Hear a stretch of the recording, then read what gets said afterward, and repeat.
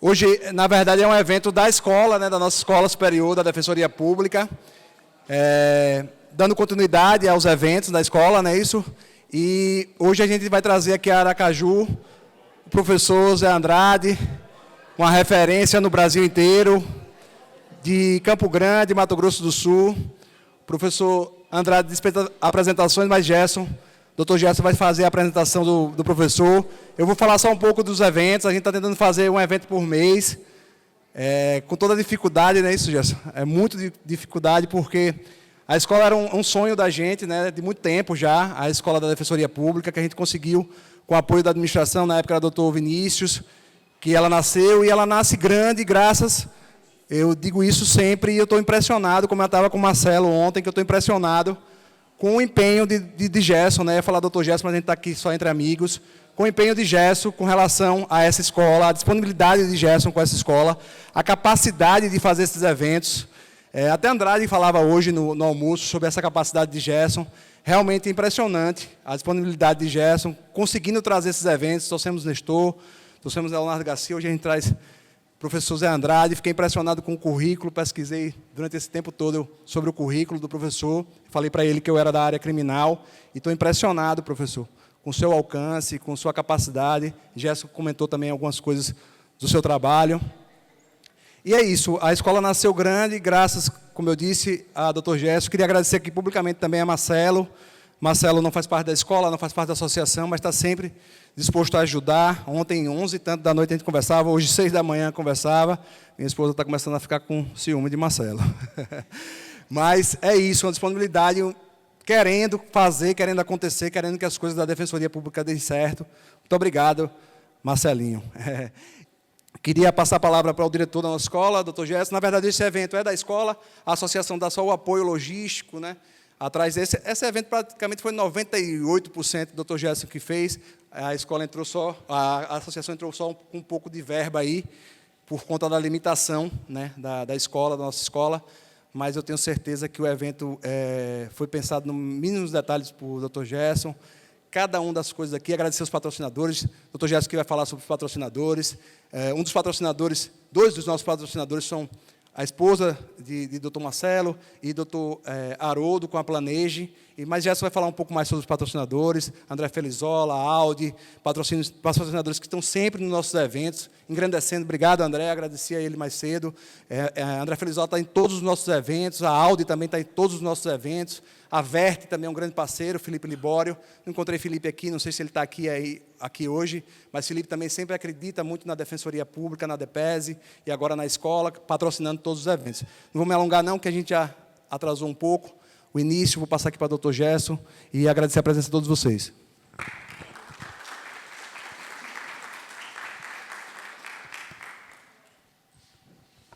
Pessoal, sejam todos muito bem-vindos. Prazer ter vocês aqui. Nosso objetivo da escola é exatamente esse, trazer conhecimento, e estou aberto aqui, sempre que quiserem trazer sugestões, nomes de palestrantes, para a gente sempre poder trazer outros nomes. Queria agradecer aqui aos nossos patrocinadores, a Verte por ter cedido o espaço, obrigado a Felipe, a Audi, em nome de Douglas e Adriana, que sempre é parceiro nosso aqui, Felizola e Moura do B, também estão aqui, Cabral Colchões, inclusive, digo para depois testarem os colchões aqui de Cabral, Planeje Modulados de Haroldo, Clínica Luiza Negreiros, representada aqui por Dr. Marcelo, Herta Arquitetura e o apoio da DEPESE e da Home Design. Tá? Queria agradecer também especialmente a Dr. Rodrigo e Marcelo, porque organizar o evento é algo difícil e é um apoio muito grande dos dois, assim. Então, assim, na verdade, muitas coisas a gente faz nós três juntos, né? Então, queria agradecer muito a vocês também. Pessoal, tem uma informação importante antes. Todos os nossos patrocinadores, ou a maioria deles, vão fazer sorteios aqui. E, se vocês quiserem participar dos sorteios, só precisam preencher uma fichinha de cada um dos patrocinadores. Então, o que vocês quiserem concorrer, basta preencher a ficha. Então, a Moura do B vai sortear ali uma cesta com vinhos, uns presentes. A Audi vai sortear carteira, camisa, boné, um Q5, né? Um Q5. Cabral Colchões vai sortear um travesseiro importado da NASA, né? Então, temos prêmios, então preencham as fichas, porque nós vamos fazer o sorteio. Pessoal, dando continuidade aqui, queria dar um informe aqui que do dia 29 vai ter um evento com o Dr. Saulo, né? Dia 29 no Hotel Del Mar, né? Teses, como é que é?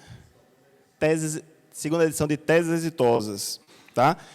Preencham o formulário aí de Felizola, está dentro, para vocês participarem do sorteio, está dentro desse envelope aqui, tá? E eu queria convidar aqui o Dr. Gustavo, que vai fazer uma introdução e a apresentação do nosso palestrante.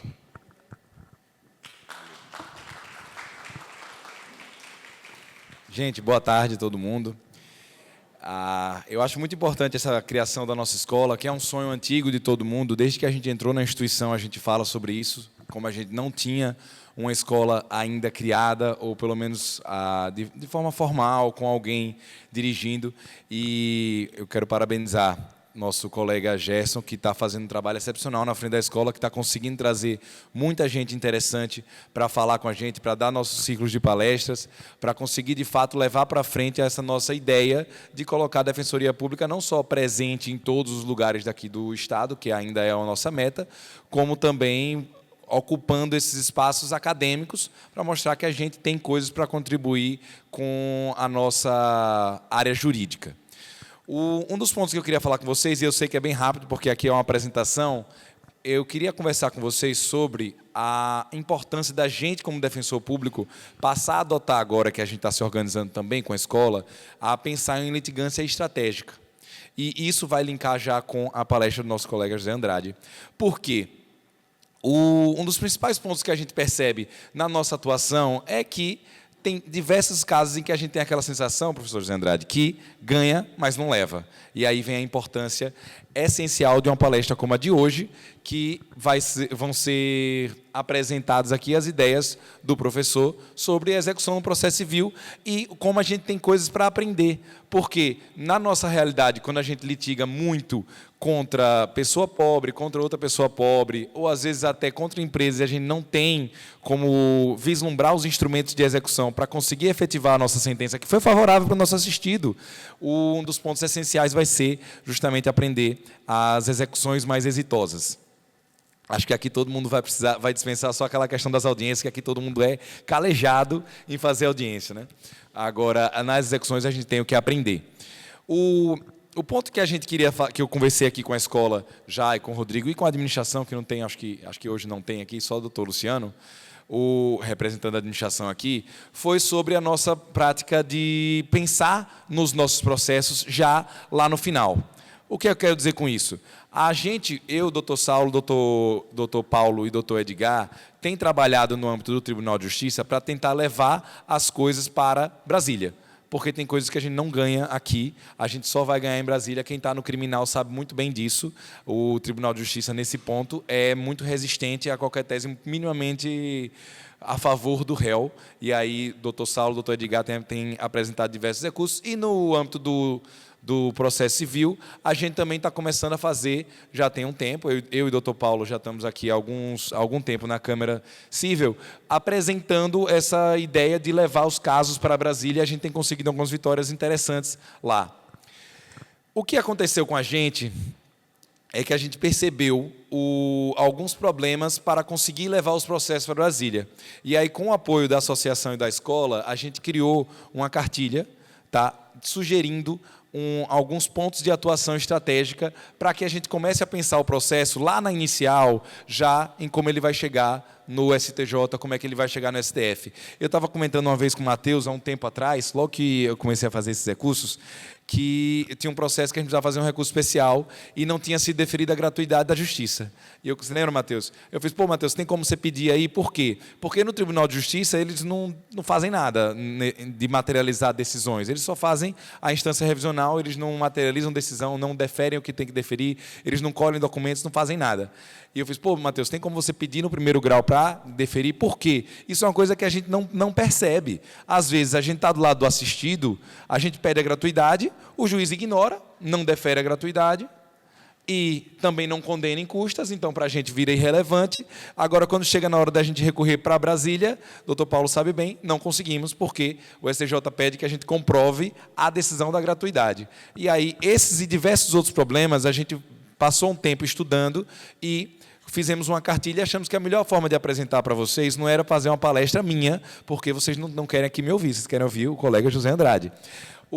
A ideia, então, vai ser apresentar para todos vocês, ela já está pronta no modelo digital, mas a gente vai oportunamente entregar para vocês todos de forma impressa. É uma cartilha curta, de 4 páginas, não mais do que isso, mostrando o que a gente tem enfrentado de dificuldade lá na instância especial, para a gente começar a pensar estrategicamente desde o primeiro grau. Coisa simples, desde ultrapassar a súmula 7, que é a nossa maior desgraça, conseguir ultrapassar a questão do reexame de fatos e provas, e esse é um ponto já interessante, porque quando a gente vai pegar processos, especialmente da galera de família, revisão de pensão, etc., a maioria esbarra numa súmula 7, porque não conseguiu comprovar a capacidade contributiva, acabou já estamos em matéria de fatos e provas, não vamos conseguir evoluir aqui. Mas são diversos outros problemas, por exemplo, a questão do pré-questionamento, indicação dos dispositivos de lei, que a gente acabou se acostumando, e eu faço minha culpa aqui também, se acostumando a fundamentar de forma genérica nos nossos fundamentos jurídicos, e quando chega no STJ, ele fala, peraí, cadê a lei? Qual é o dispositivo, o artigo da lei que você está se fundamentando para apresentar esse recurso especial? Então, foram diversos problemas detectados que a gente, com o apoio da administração, na época ainda do Dr. Vinícius, com o apoio da associação e agora a escola, a gente criou essa cartilha para apresentar para vocês, para a gente pensar dessa forma estratégica. Acho que é a melhor forma de apresentar o tema para vocês do que ficar ouvindo palestra minha, porque hoje a gente está aqui para aprender com o professor José Andrade. Eu estava lendo sobre o senhor, e eu vi, inclusive, que você cogitou, cometeu o crime de estudar engenharia antigamente, não é isso, engenharia mecânica. Ainda bem que desistiu, porque o direito ganha muito. E a gente passa por períodos muito difíceis na nossa vida, especialmente enquanto a gente está estudando para concurso, que é um sofrimento muito grande. E eu admiro muito a pessoa como o senhor, que passou 21 anos na magistratura, passou por essa fase de estudos de concurso, mas viu que tinha mais a contribuir com a sociedade, falando da forma acadêmica, advogando, e isso é uma coragem que realmente o senhor está de parabéns, e eu tenho certeza que está todo mundo muito feliz de ouvir as palavras que tem do senhor. Então, gente, vamos dar bem-vindos ao nosso colega palestrante, professor José Andrade.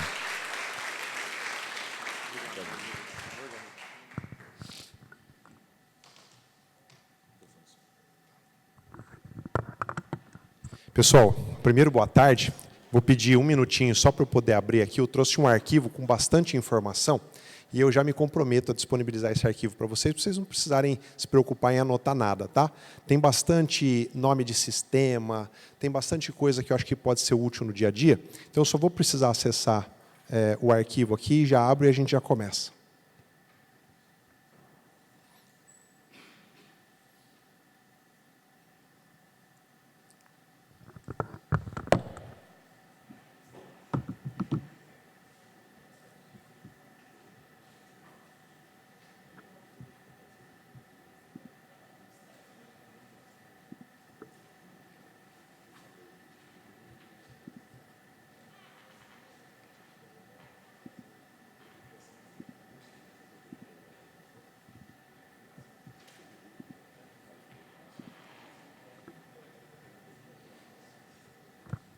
Pronto, vamos lá. Bom, primeiro, meus queridos, muito boa tarde. É um prazer estar aqui para conversar com vocês. Prometo que a gente não vai passar mais do que 2h30. Vou procurar ser bem breve. E fiquei muito feliz de ter a introdução aí do querido Ramon Coxinha, porque a neurociência ela explica que sempre que você quer que as pessoas sejam mais receptivas àquilo que você vai falar, dá um jeito de tirar um sorriso da pessoa. E o Ramon tirou vários aqui, né? Então, eu acho que agora eu pego uma plateia bem aberta a me ouvir. Coincidência ou não, muito obrigado à organização, que já tornou meu trabalho mais fácil. Bom, a minha missão é falar um pouquinho sobre a execução, o processo civil e a defensoria pública.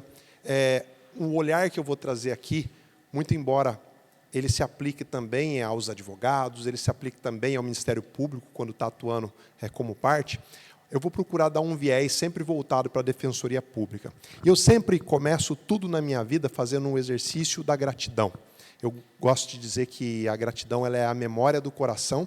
Então, eu quero começar aqui deixando registrada a minha gratidão pelo convite aqui, né, da associação, da escola, especialmente do meu amigo Gerson. Vocês estão de parabéns, que vocês têm uma pessoa altamente envolvida com a educação, um grande professor, eu tenho um grande prazer de ser seu amigo, obrigado pelo convite. Tá? Quero deixar registrado aqui também a minha gratidão para a associação e dar os parabéns pela criação da escola. Quem aqui tem mais de 20 anos de carreira na Defensoria?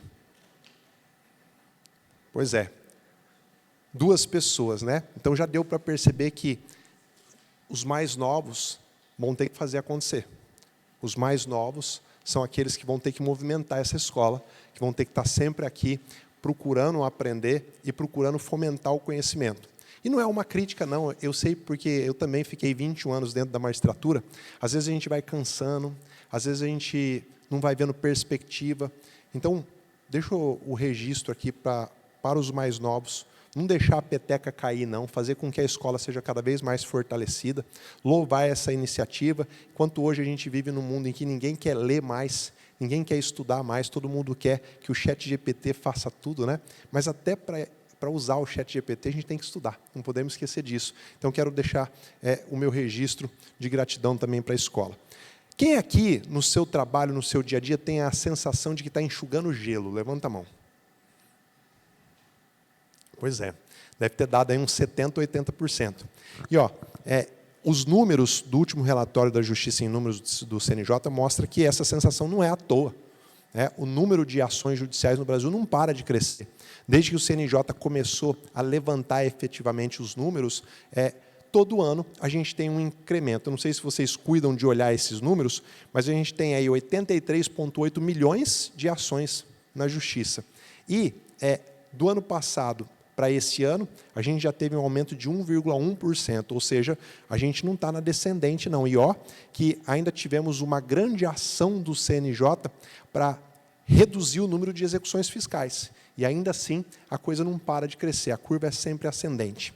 Desse total de mais de 80 milhões de ação, não sei se vocês sabem, mas 53,4% são execuções, o que equivale aí a 44,3 milhões de ações de execução envolvendo cumprimento de sentença, execução extrajudicial e também as execuções fiscais. Isso representa, meus queridos, e com relação também ao tempo médio de duração da execução, que a execução é o grande gargalo do sistema de justiça. Se você já tem a sensação de que está enxugando gelo, e eu sei que essa sensação vem mais relacionada à fase de conhecimento, porque você não para de atender gente, você não para de entrar com o inicial, não para de fazer audiência, mas o problema nem está na fase de conhecimento. O problema está depois, na fase de execução. A média de duração de um processo na fase de execução é de 3 anos e 1 mês. A média. Claro, a gente sabe que tem processo que dura um dia, que o juiz já extingue a inicial. Por outro lado, tem processo que dura 15, 20 anos. Então, a média, na fase de conhecimento, dá 3 anos e 1 mês. Sabe qual que é a média da fase de execução? E aqui, excluindo as execuções fiscais, 6 anos e 9 meses. 6 anos e 9 meses é o tempo médio que uma execução leva até chegar ao final. E o CNJ, acho que ele não tem coragem de levantar esse dado, ou ainda não tem tecnologia para isso. Mas eu arrisco dizer que 80% dessas execuções, elas terminam com uma frustração, não com recebimento. Termina com o famoso ganhei, mas não levei. E esse é um grande problema. Sabe por que é um grande problema? Porque o CNJ, ele olha número, mas ele não está vendo que nós estamos caminhando para um colapso do sistema. Por que colapso dos sistemas? É porque a população já não acredita mais na justiça. A população procura um defensor ou procura um advogado, entra com uma ação, o processo leva anos para ter um desfecho e chega lá no final, ela não consegue receber o direito que ela foi buscar. Eu gosto de falar que é mais ou menos da pessoa que tem uma dor de dente. Ela procura o dentista fala, olha, vai te custar R$3.000 esse tratamento, vai levar aí uns 3 anos, você vai ter que vir aqui uma vez por semana. Pô, a pessoa não tem o que fazer, né? É a única opção, ela não vai ficar com aquela dor, e vai para o tratamento toda semana e aperta o dente, ela sofre. Passa os 3 anos, o dentista fala, pode ir embora, seu tratamento acabou. Ela fala, tá, mas a dor continua. É isso. Essa é a sensação que a população tem, exatamente essa sensação, quando ela ganha, mas não leva. E ela não tem a capacidade, a pessoa do povo que bate lá na sua sala, não tem a capacidade de entender se a culpa é sua, se a culpa é do juiz, se a culpa é de quem. Ela só olha para o sistema e ela vê que esse sistema não está funcionando. E é por isso que eu tenho dito que o nosso mecanismo de resolução do conflito ele está caminhando para um colapso. Tanto é verdade que quase todo mês surge uma nova ideia de desjudicializar algum procedimento. Começamos lá atrás com inventário, separação, aí caminhamos também para a regularização de imóveis, você pode fazer uso capião extrajudicial, você pode fazer adjudicação compulsória, e agora também tem uma nova modalidade de execução de título extrajudicial nos cartórios. Hoje também é possível, e se caminha ainda, tem um projeto no Congresso para tirar a execução do Poder Judiciário. E por que eu estou falando isso aqui, não é de maneira nenhuma para assustar vocês, mas para a gente pensar em como que a gente pode, juntos, evitar esse naufrágio. Porque eu gosto de dizer que, quando a maré sobe, todos os barcos sobem juntos. Mas, quando a maré baixa, todos nós vamos ficar encalhados. O advogado, o juiz, o promotor. Um sistema que não funciona, ele não interessa para ninguém. Tá bom, Zé, mas e como é que a gente pode buscar uma solução para isso? Para mim, só há um caminho. A gente precisa aliar tecnologia e conhecimento. Não tem um outro caminho para a gente mudar o rumo do nosso sistema de justiça. Tecnologia e conhecimento. Agora, não é só o conhecimento teórico, é um conhecimento muito mais prático do que teórico, como eu vou mostrar para vocês. O CNJ, desde a gestão do ministro Fux, com o programa Justiça 4.0, se eu não estou enganado, ele começou a iniciar esse movimento de tecnologia, criando alguns sistemas, e eu vou falar aqui de alguns sistemas que o CNJ criou e que pode já facilitar a vida, mas a gente sabe que o poder público ele é como um transatlântico. Para ele poder mudar de direção, às vezes leva meses, anos, né? E a gente, no nosso dia a dia, a gente é como uma pequena lancha, a gente vira rápido, a gente pode mudar a direção rapidamente. Mas como? Através do conhecimento. Então, o que eu vou fazer essa tarde aqui com vocês, esse começo de noite, é mostrar as novas tecnologias e mostrar qual conhecimento adequado a gente precisa ter para poder chegar para o jurisdicionado que te procura e falar: está aqui, dona Maria, saiu o dinheiro, o dinheiro está na conta. Não dá aquela péssima notícia de que, olha, você ganhou, mas o juiz extinguiu aí pela prescrição. Ela o quê? O quê? Ela não tem ideia. E aí você volta para casa com a sensação de fracasso. Eu lembro, essa era a sensação que eu tinha quando eu estava na magistratura, sensação de fracasso. Trabalhava o dia inteiro e, no final do dia, só ouvia as pessoas metendo a lenha no judiciário. Eu falo: cara, mas esse não é o judiciário que eu trabalho. O judiciário que eu trabalho, eu chego aqui cedo, eu saio no final do dia, eu procuro fazer o meu melhor, mas a sensação de enxugar gelo, ela não passava nunca. Mas eu quero fazer a primeira provocação aqui.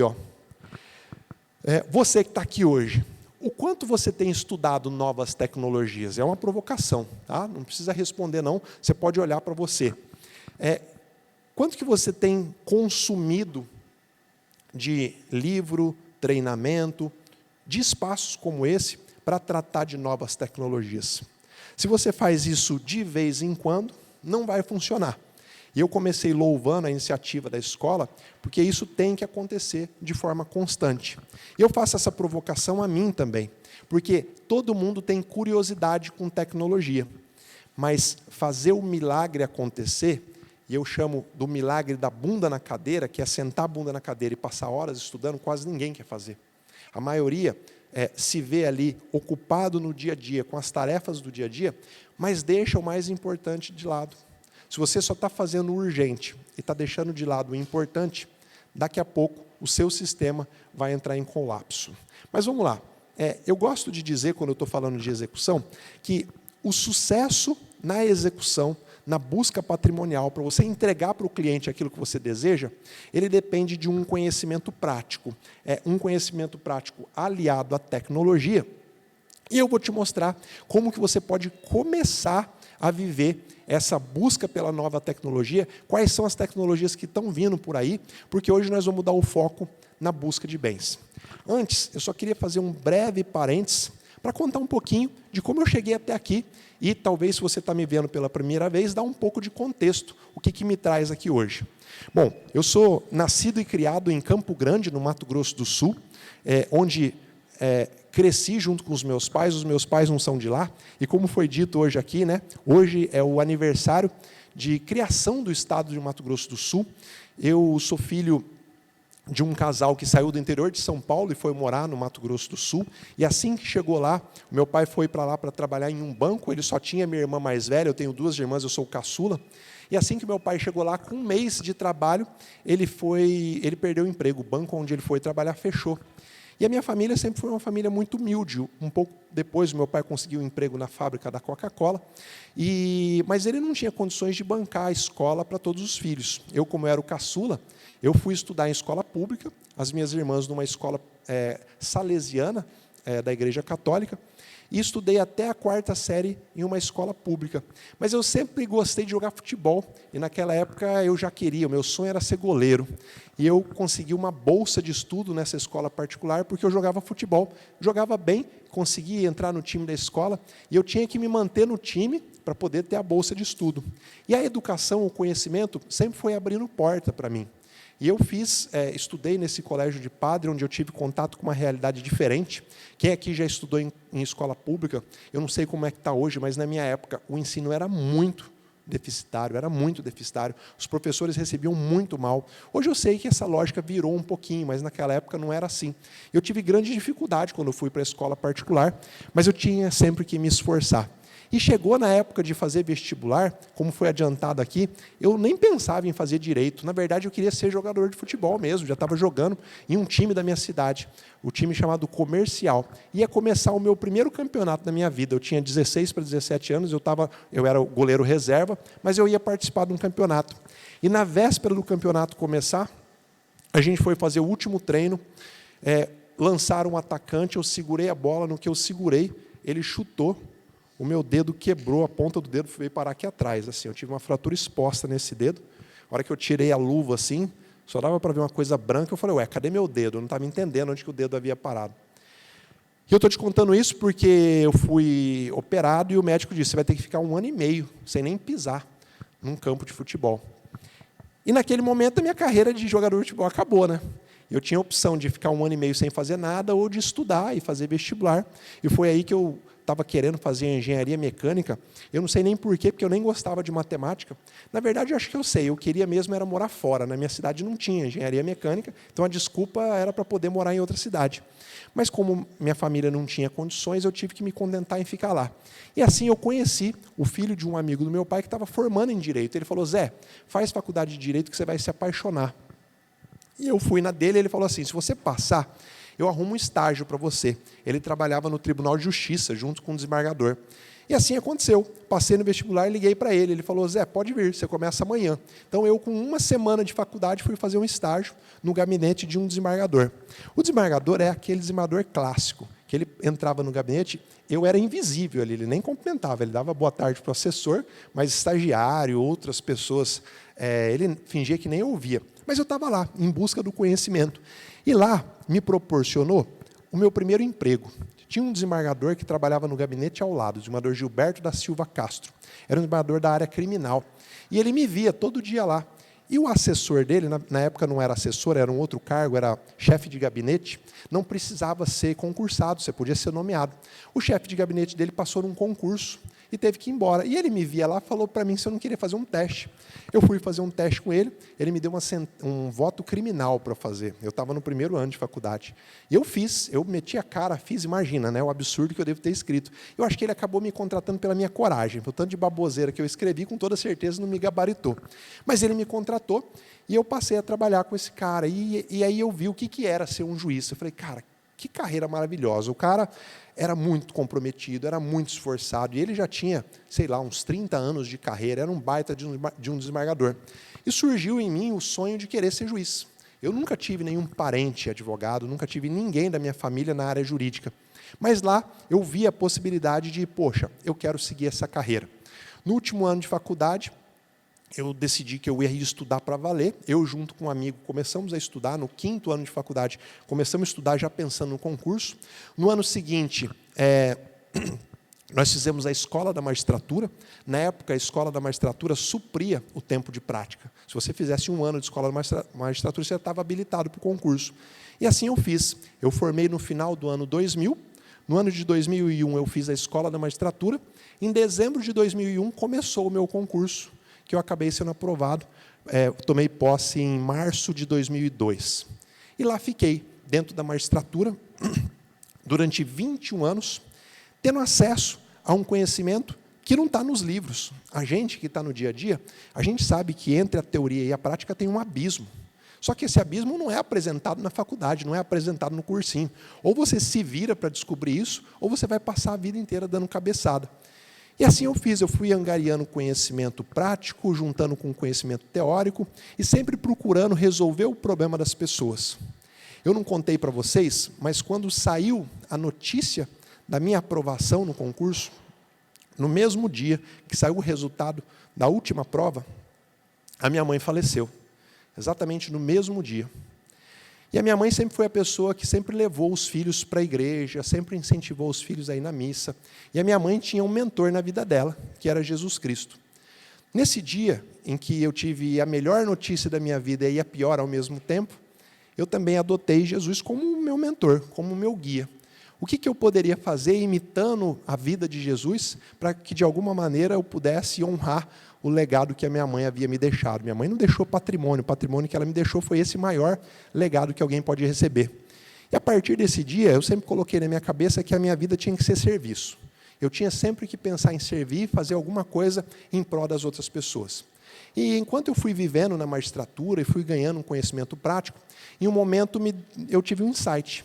Eu, como juiz, fazia audiência quando eu cheguei na capital, e eu via lá aquela multidão de acadêmicos querendo assistir a audiência. Aqui também deve ter isso, né? Quando vai chegando perto da época em que os acadêmicos têm que apresentar certificado de prática, eles lotavam o fórum. E eu falei, poxa, eu faço audiência. Eu já conhecia as ferramentas de EAD. Por que eu não vou criar? Por que eu não vou gravar as minhas audiências e disponibilizar em um portal? E foi assim que eu entrei no digital. Lá no ano de 2015 para 2016, eu criei o projeto chamado Audiências Online. Eu gravava as audiências, disponibilizava em um portal, o acadêmico entrava lá, lia as peças do processo, disponibilizava lá inicial, contestação, ele assistia a audiência, ele fazia uma provinha provando que ele assistiu, emitia o certificado, muito antes de pandemia. Pensa na felicidade do pessoal que não precisava mais ir ao fórum, que não precisava mais brigar no corredor, porque tinha juiz que não deixava muita gente entrar, então eles se estapeavam. Em 3 meses, eu tinha 400 mil acadêmicos cadastrados nesse projeto 100% gratuito. E eu falei, pronto, encontrei o jeito de eu servir. Com um pouco do conhecimento prático, eu poder solucionar uma dificuldade. Mas, ao mesmo tempo, eu comecei a verificar que tinha muito advogado assistindo também. Tinha juiz recém-empossado assistindo também. Tinha defensor público, tinha promotor.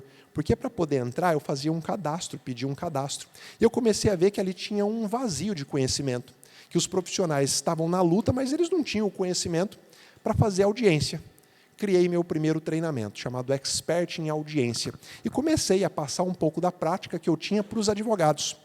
Mas o tempo foi passando, 1, 2 anos, e eu tendo um relacionamento online aí com os advogados, e eu identifiquei que não adiantava eu ensinar ele a fazer audiência. Ele fazia audiência, ficava feliz, conseguia a sentença, mas no final não conseguia executar. O máximo que ele sabia era cisbajude, renajude, infojude, Deus me ajude. Não sabia mais do que isso. E aí eu falei, poxa, se a fase mais importante do processo, que é a efetivação do direito, ele não sabe, o juiz não sabe, ninguém sabe, vamos organizar, vamos sistematizar isso e, de alguma maneira, ensinar. E foi aí que eu comecei a conversar com muitos juízes, foi aí que eu comecei a olhar com muita atenção a jurisprudência do STJ, foi aí que eu comecei a relacionar os sistemas de busca de bens existentes para poder desenvolver um método. Meus queridos, para tudo na vida a gente cria um método, para tudo na vida que a gente tem sucesso. Você, para passar num concurso, você tinha um método de estudo, com toda certeza você tinha. Pode não ser consciente, mas você tinha um método de estudo. Para tudo que a gente faz na vida, a gente tem um método.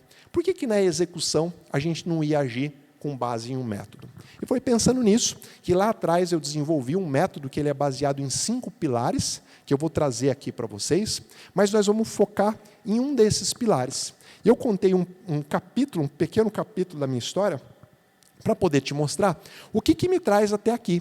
Esse método que eu desenvolvi, então, ele é fruto da minha experiência, ele é fruto da experiência com os meus alunos, advogados espalhados pelo Brasil inteiro, e é fruto do que nós vamos fazer aqui, ó, o debate. Assim que eu terminar, eu vou passar a palavra, você vai trazer o seu conhecimento, e eu vou sempre aperfeiçoando o método, sempre com o objetivo por trás, servir, fazer com que a gente deixe a vida das pessoas um pouquinho mais fácil. Esse método eu chamo de método PPCR, tá? Siglas PPCR. O primeiro P é de prevenção. Na nossa legislação, existem vários mecanismos que permitem prevenir o calote, fazer com que você evite que lá na frente, quando você for chegar na fase de execução, o devedor já não tenha tirado tudo no nome. Dá para prevenir, existem inúmeros mecanismos. Eu posso citar um aqui, e eu não sei se vocês estão acostumados a usar, mas eu passaria a usar a partir de hoje. Hipoteca judiciária, previsto no artigo 495 ou 485 do CPC. Saiu a sentença condenando a pagar valor, você pega uma cópia daquela sentença e registra na matrícula do imóvel do devedor, inclusive, se for devedor de alimentos, no bem de família. Se ele se desfaz daquele bem, se ele vende, pouco importa. A hipoteca, como uma garantia real, acompanha o bem aonde ele for. Execução de título extrajudicial tem uma ferramenta de prevenção, chamada averbação premonitória. Você distribuiu a execução, o juiz despachou mandando citar. Eu não sei aqui, mas tem lugares que entre o despacho do juiz mandando citar e a citação, leva 6 meses, leva 1 ano. Bom, quando o juiz despacha a inicial, você pega uma certidão no cartório, famosa certidão de objeto e pé, seja lá o que for, e você pode registrar em qualquer bem do devedor, num carro, numa empresa, num imóvel. Fica tranquilo que já eu vou falar dos mecanismos para você poder descobrir isso. Mas o que eu estou querendo dizer é que existe na nossa legislação mais de 10 ferramentas de prevenção e que a gente não usa na prática. Por exemplo, quando você entra com a famosa ação rei persecutória. Eu gosto dos nomes jurídicos, né, porque ele é tão feio que até assusta, não quero nem saber o que é uma ação rei persecutória. Mas sabe quando você pede a rescisão de um contrato e a devolução de um veículo, por exemplo? É muito comum, né? O cliente procura a defensoria e fala, ó, vendi o carro para o Gerson não pagou as parcelas, eu quero rescindir o negócio e retomar o veículo. Essa é uma ação rei persecutória, o objetivo é reaver aquele bem. Quando você distribui essa ação, você pega uma certidão e anota, sem precisar de despacho do juiz de nada, e anota no registro do bem. Por quê? Porque se o devedor se desfaz do bem no curso da ação, fraude à execução presumida, artigo 794 do CPC. Então, nesse pilar, nesses 5 pilares, o primeiro é prevenção. Se a gente quer ter um método que leve ao sucesso, nós precisamos conhecer as medidas de prevenção. Tem uma que depende da sua criatividade, que é o negócio jurídico pré-processual, previsto no artigo 190 do CPC. É muito comum, e já era muito antes do atual Código de Processo Civil, você fazer um contrato e lá no final as partes elegem o foro da comarca de Aracaju para resolver qualquer litígio. O que é isso? As partes estão negociando a competência. E o novo Código de Processo Civil, que já nem é tão novo assim, ele veio e disse, olha, as partes podem negociar qualquer regra processual. Agora, será que quando você vai costurar um acordo, está fazendo um acordo ali na defensoria com as duas partes, você tem se preocupado em colocar regras de negócio processual, especialmente aqueles em que a parte abre mão de empenhorabilidade? Muito comum, esse barulhinho aí está chato mesmo, né? Muito comum, por exemplo, a parte colocar, é claro que quando a gente está falando de dívida alimentar, isso se torna desnecessário, mas é muito comum a parte colocar um negócio processual, onde o devedor, aquele que pode se tornar devedor se não cumprir o acordo, ele abre mão da empenhorabilidade do salário. O salário é empenhorável, mas como negócio processual ele pode abrir mão. Uma outra característica, e aí decorre de uma alteração recentíssima da legislação, é a possibilidade de você gravar um bem, pode ser inclusive o bem de família, com a hipoteca, então você grava com hipoteca e coloca no acordo que, no caso de não cumprimento, aquela hipoteca vai ser executada extrajudicialmente. Uma lei do ano passado passou a permitir que você faça um acordo, que você coloque um bem como hipoteca, e caso o acordo não seja cumprido, tem um procedimento de execução que é no cartório extrajudicial. Você foge do Poder Judiciário. É o que estão chamando agora de execução extrajudicial, fora do Poder Judiciário. Por quê? O Poder Judiciário está falido, está todo mundo agora querendo ir para o cartório. Todo mundo esquecendo que o cartório é caro e que daqui a pouco vai estar colapsado. E o que é pior, né? Ele está na mão de um delegatário. E aí não é uma crítica, mas o sistema judicial tem muito mais controle e freio com os seus membros do que com os delegatários. Eu, particularmente, acho que a gente só está trocando o problema de mão. Então, no método PPCR, o primeiro P é de prevenção, o segundo é de procura. É esse que nós vamos afunilar aqui. Eu vou trazer para vocês dezenas e dezenas de ferramentas de procura de bens. Aquelas que o juiz tem acesso, aquelas que qualquer um do povo tem acesso, aquelas que o juiz tem acesso, mas ele precisa pedir para alguém de fora do sistema, e aquelas ferramentas que eu chamo que são auxiliares da execução. Elas não servem para buscar bens, mas elas servem para, de alguma maneira, descobrir uma fraude, descobrir um laranja. Nós vamos tratar tudo no pilar da procura. O terceiro pilar, que é a letra C, é de coerção. As medidas previstas em lei que você consegue coagir, pressionar o devedor. Essas medidas, elas também estão espalhadas na legislação. Uma muito comum é o protesto da sentença, a anotação do devedor em cadastro de inadimplentes, né, o que é muito comum. A que se mais popularizou, o artigo 139, inciso 4, que são as medidas coercitivas atípicas, né? Apreensão de passaporte, apreensão de CNH. Inclusive, nesse ponto, meus queridos, a gente tem que ser criativo. Não dá para ficar pedindo medida coercitiva aquelas que todo mundo pede. Você precisa olhar qual é a peculiaridade da vida daquele devedor. Deixa eu dar um exemplo aqui. Eu tenho uma aluna que o devedor não tinha nada no nome, mas esse devedor frequentava o clube de uísque da cidade. Aqui tem essas coisas, clube de charuto, de uísque, as pessoas vão lá para fumar. E só para frequentar esse clube tinha uma mensalidade de R$4.000. Mas o cara não tinha nada no nome dele. E ela vendo aquilo, ele toda quarta-feira na reunião do clube, fumando charuto, uísque caro na mesa, printou, pediu para o juiz medida coercitiva, que ele seja impedido de frequentar o clube enquanto ele não cumpriu a obrigação.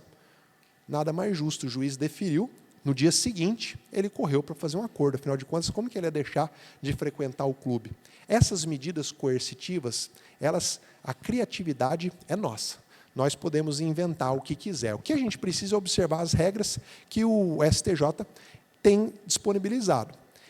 Inclusive, essa questão ela é objeto de um recurso repetitivo que, dentro em breve, o STJ vai detalhar quais são os pré-requisitos. Na justiça comum, eu não sei se vocês sabem, nem sei se o tribunal aqui está observando, mas isso está tudo suspenso. Hoje você não pode pedir as medidas coercitivas atípicas, isso está suspenso.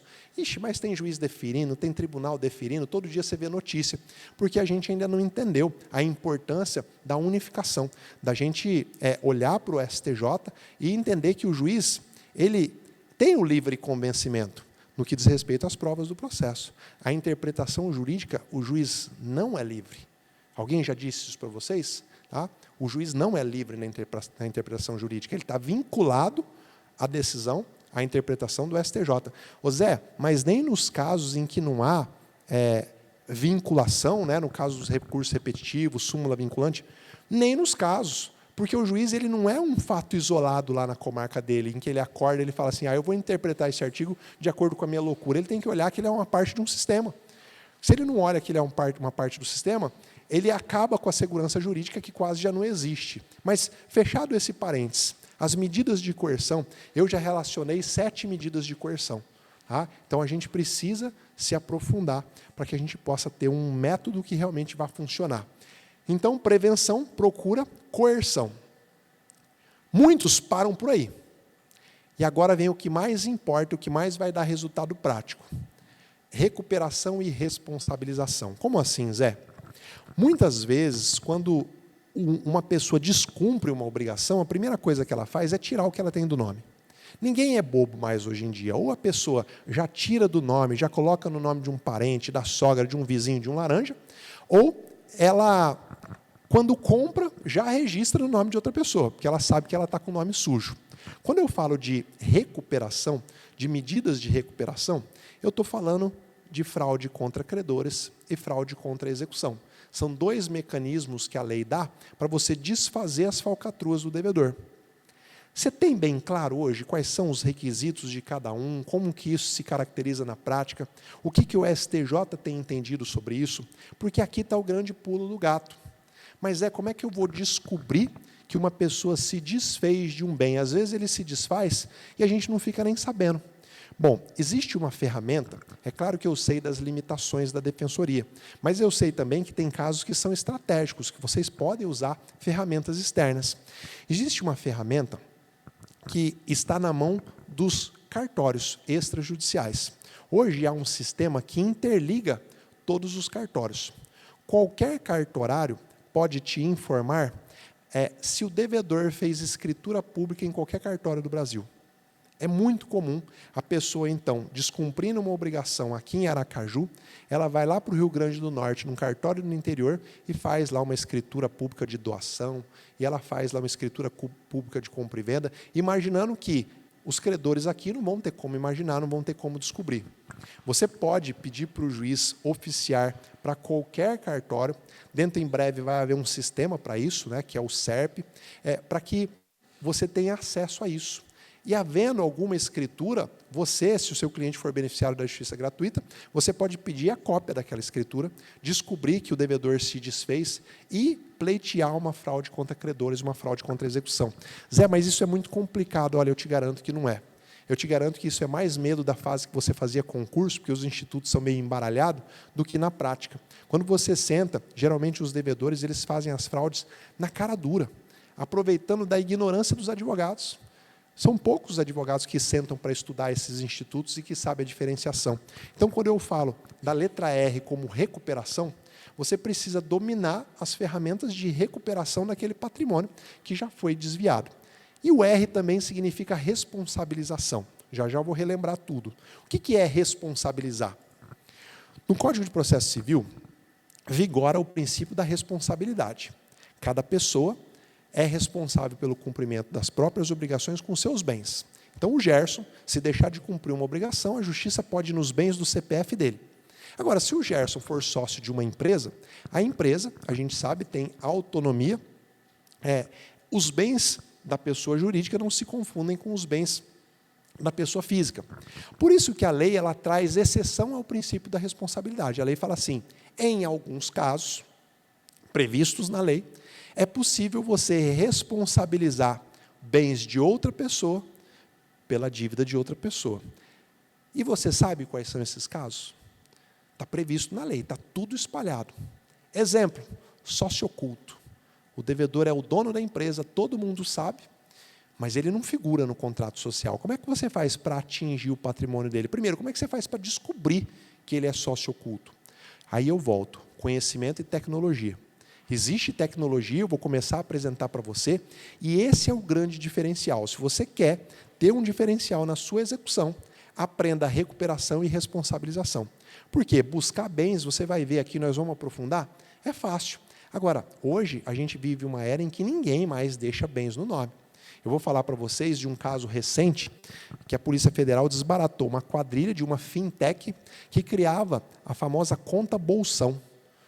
O devedor, então, colocava o dinheiro dele nessa fintech, uma grande fintech, movimentava bilhões, colocava o dinheiro na fintech, a fintech criou um aplicativo e ele movimentava o saldo dele no aplicativo, ele fazia Pix, ele fazia transferência, mas era tudo de fachada. O dinheiro ficava vinculado ao CPF, ao CNPJ da empresa.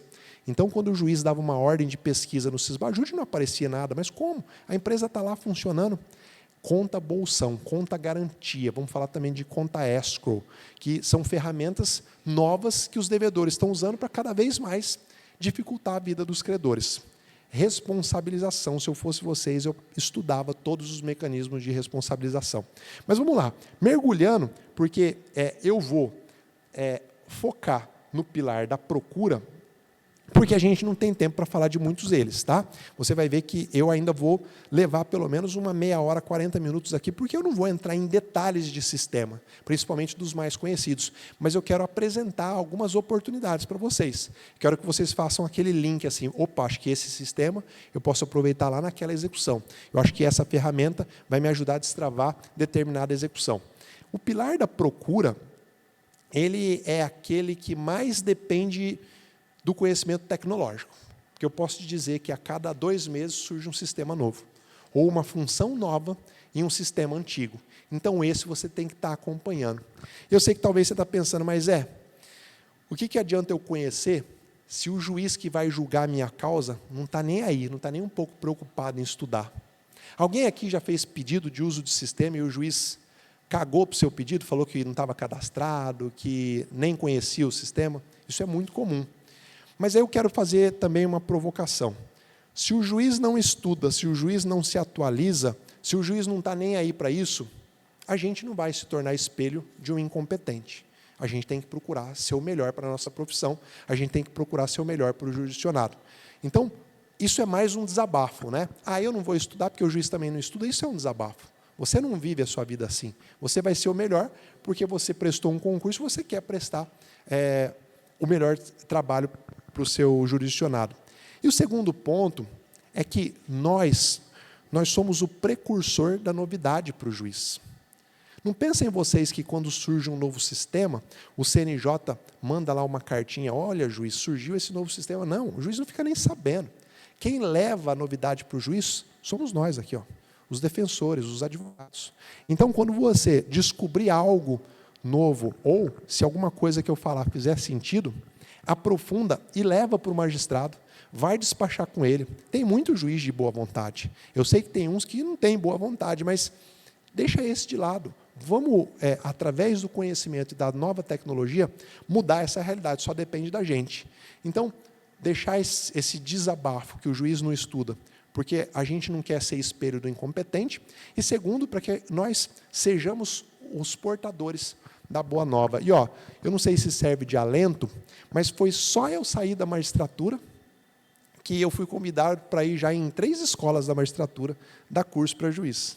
Eu fiquei 21 anos lá, nunca ninguém tinha me chamado para ir falar sobre sistema. Então, foi um ganho, para mim foi um grande ganho, porque agora, do lado de fora, eles passam a me ouvir. E, olha, eu fui no Tocantins, tinha um plenário assim com umas 300 pessoas, os assessores, os juízes, todo mundo interessado. Então, eu vejo esperança. Eu acho que a gente sofre mais da falta de organização. É muita coisa acontecendo, é muito volume de informação. Os juízes não têm tempo para se atualizar, fora aqueles que não querem, né? Aqueles que querem também não têm tempo, não se conscientizaram o quanto que isso é importante. E, olha, se eu puder fazer só uma coisa com vocês aqui, essa coisa vamos todo mundo tomar consciência que a execução é o ponto mais importante do processo. Não é a petição inicial, não é a audiência, não é a sentença, não é o recurso especial, é a execução. Porque sem a execução, todos os esforços foram jogados para fora. A gente está brincando de realizar a justiça. E essa também foi uma vantagem de eu ter saído da magistratura. Se eu falasse isso e alguém estivesse filmando, no outro dia era procedimento administrativo. Porque um juiz está lá na lei orgânica da magistratura, não pode criticar a instituição. Onde já se viu, né? A instituição tão nobre, tão pura. E eu lembro que eu recebi o meu primeiro processo administrativo quando eu fiz um vídeo falando a palavra cu. Cu. Eu falava cu. Onde já se viu um juiz falar a palavra cu, né? Num vídeo. Aí, no procedimento, falava que eu tinha ferido a ética e o decoro. Eu falei, vender sentença pode, não é problema, né? Falar de casos pendentes em rede nacional, pode. Fazer os absurdos que o STF, o STJ e por aí vai fazem, pode. Agora, falar cu, 2 sílabazinhas. E aí eu vi que talvez, para poder levar o conhecimento da forma que eu queria, para poder falar abertamente, não dava para ser do lado de dentro, tinha que ser do lado de fora. E, meus queridos, a minha crítica não é uma crítica vazia, é uma crítica para a gente salvar o nosso sistema. Lembrando, a gente não pode deixar a maré baixar, porque se baixar, vamos ficar todos encalhados. A população começa a olhar e fala, cara, para que uma defensoria? Vim aqui, e eu sei das dificuldades que vocês têm, porque lá não é diferente, fico lá numa fila de atendimento, espero tantos anos, e depois não levo. O pobre se sente mais injustiçado ainda, porque ainda tem aquela história, se fosse rico, conseguia. A vantagem é que nem o rico está conseguindo mais. A execução não está mais satisfazendo ninguém. Então, nós todos precisamos lutar cada vez mais. Mas vamos lá. Eu vou começar fazendo uma diferenciação sobre os níveis de busca de bens. Isso é importante que vocês entendam. Eu gosto de dizer que todos nós aqui nós podemos estar em 3 níveis quando o assunto é a procura de bens. O nível 1 é o nível básico. Você está lá buscando bens que estão registrados no nome do devedor. Então, você vai buscar dinheiro que está no nome do devedor, a casa que está no nome do devedor, o carro que está no nome do devedor. Esse é o nível básico. O segundo nível, que é o intermediário, é quando você começa a buscar bens que são do devedor, não estão registrados no nome dele, mas você consegue a penhora de uma maneira mais fácil, sem precisar entrar com uma ação e nem com um incidente. Exemplo, o devedor, sabendo que o nome dele está sujo, começa a comprar bens e deixar no nome da esposa. Ora, se o regime de bens do casamento é o regime da comunhão parcial ou da comunhão universal, a metade daquele bem comprado e registrado no nome da esposa é do devedor. Então, você não precisa entrar com expediente nenhum. Lá na própria execução, você fala, olha, excelência, esse devedor é casado aqui com a Maria tem esse carro foi comprado depois do casamento, regime da comunhão parcial, eu quero penhorar 50% desse carro. Não precisa entrar com nenhuma medida, não, incidente de desconsideração, ação declaratória, nada. Por quê? Porque o bem é dele, só não está no nome dele. Então, esse é o nível intermediário, e esse é um exemplo, tá? Tem vários. Mas tem o nível avançado.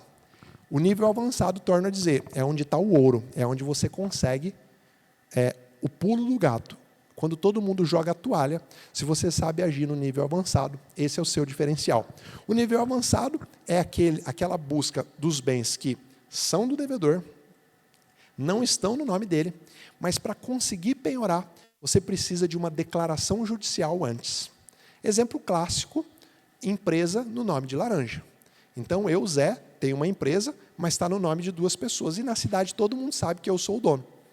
Eu não posso chegar na execução e narrar esse fato para o juiz e querer penhorar os bens da empresa ou as cotas da empresa. O juiz vai falar, ela nem faz parte do polo. Eu preciso de um incidente de desconsideração, onde o juiz vai declarar a responsabilidade da empresa. 3 níveis. Hoje eu vou focar no nível básico, aquela busca de bens em que a gente só vai buscar os bens que estão registrados no nome do devedor. E por que eu vou focar no básico? Você já ouviu falar que ninguém tropeça em pedra grande? A gente tropeça na pequenininha. Se você não sabe fazer o básico, não adianta você querer ir para o nível avançado. Vamos estudar tudo o que tem no básico e a gente deixa o avançado para um próximo convite, para uma outra oportunidade? Porque muitas vezes você acha que buscou em todos os lugares. E eu vou te mostrar aqui que não, que talvez tenha outras alternativas, desde que você faça o básico bem feito, tá bom? Vamos lá. Dentro dessa procura básica de bens, eu quero apresentar para vocês 3 subdivisões que são importantes. Lembra que eu disse que esse material aqui, eu vou disponibilizar para vocês, então não se preocupem em decorar classificação. Eu gosto de fazer classificação porque fica mais fácil de entender. Depois, está lá naquela caixinha, a gente busca o conceito lá. A primeira categoria de sistema que nós vamos estudar são os sistemas que você precisa do juiz para acessar. Você não acessa sem a ajuda do juiz. Esses sistemas que você precisa da ajuda do juiz, ele se subdivide. Tem sistemas que o juiz tem login e senha e ele mesmo entra e pega a informação. Um exemplo, Sisbajude, Renajude, Infojude, o juiz entra lá e ele busca se o executado tem dinheiro ou não. Mas também tem sistema que você precisa da ajuda do juiz e que o juiz acessa indiretamente. Ele não tem um login e uma senha para descobrir, mas ele manda uma ordem para o dono do sistema, o dono do sistema olha e devolve a resposta para ele. Exemplo típico, criptomoeda. Não existe um sistema onde o juiz acessa e descobre se o devedor tem criptomoeda. O CNJ está fazendo um convênio com algumas corretoras de cripto para criar o Criptojude, mas ele ainda não existe. Hoje o juiz, então, manda uma ordem para todas as corretoras de cripto e elas respondem. Ou o juiz também pode mandar uma ordem para a Receita Federal. Tem um módulo da Receita Federal que se chama e-Financeira. Todas as empresas de cripto no Brasil, elas informam a Receita Federal nesse módulo de e-Financeira se você tem criptoativo com qualquer corretora, sediada no Brasil, obviamente. Então, recapitulando, nós vamos falar de sistemas que você precisa do juiz para acessar, e esses se subdividem em dois: o juiz acessa diretamente ou acessa indiretamente. Nós vamos falar de sistemas que você pode acessar sem precisar da ajuda do juiz. Tem sistemas que são públicos, tem sistemas que são de entidades sem fins lucrativos, e também tem sistemas particulares. E aqui uma pergunta: a Defensoria aqui tem algum convênio com algum sistema de busca de bens, de endereço, ou não? Oi?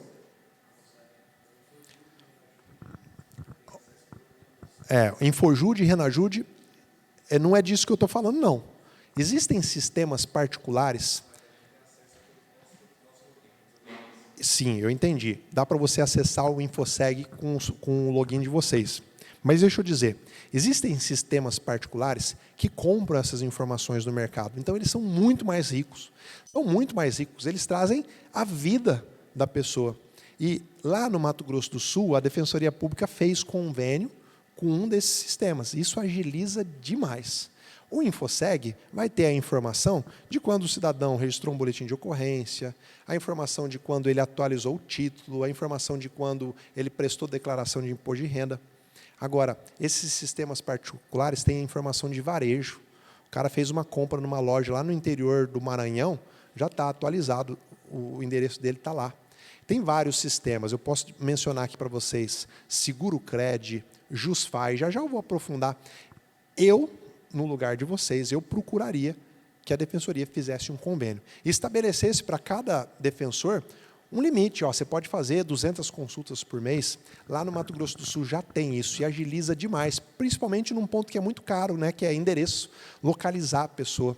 E aí você fica usando os sistemas tradicionais, mas o Infojude, por exemplo, o pobre, a maioria das vezes, ele não informa, não presta declaração de imposto de renda. O título, ele fez e nunca mais ele atualizou o endereço. Então, vem endereços que não fazem sentido. Quando você usa esses sistemas particulares, você acha a ação que o cara fez semana passada, a compra que ele fez semana passada. Se ele deixou de pagar um boleto, ele está lá no Serasa Experian, o endereço dele é atualizadíssimo. O WhatsApp dele está lá, estão todas as informações dele lá. Mas, então, falando das categorias. E a terceira categoria são os que eu chamo de sistemas que são auxiliares da execução. Muitos sistemas que vão te ajudar a buscar informações para depois atingir bens. Informações que mostram quem são os laranjas do devedor, que mostram as falcatruas que ele praticou, que ele está prestes a praticar. E eu vou começar a mergulhar aqui em alguns sistemas que o juiz acessa diretamente, mas para poder dar alguns detalhes. Eu não vou aprofundar naqueles que já são conhecidos, tá? Eu só vou mencionar. Sistemas que os juízes acessam hoje são 13. 13 sistemas que o juiz acessa com login e senha. E todo mundo achando que só tinha aí, né, Sisbajude, Renajude e Infojude. É claro que esses existem, e quem aqui tem visto cada vez mais insucesso no Sisbajude? Levanta a mão. Que pede Sisbajude e não volta nada. Por conta dos aplicativos que eu já vou mostrar para vocês, que são alternativas que os devedores estão usando para não deixar o dinheiro no sistema bancário tradicional. Isso já é... Quem tem dinheiro no Sisbajude são as grandes empresas que não podem tirar. Agora, o pequeno devedor, principalmente o malandro, ele já não usa mais o sistema. O Renajude, só uma particularidade dele, ele está perto de passar por uma atualização.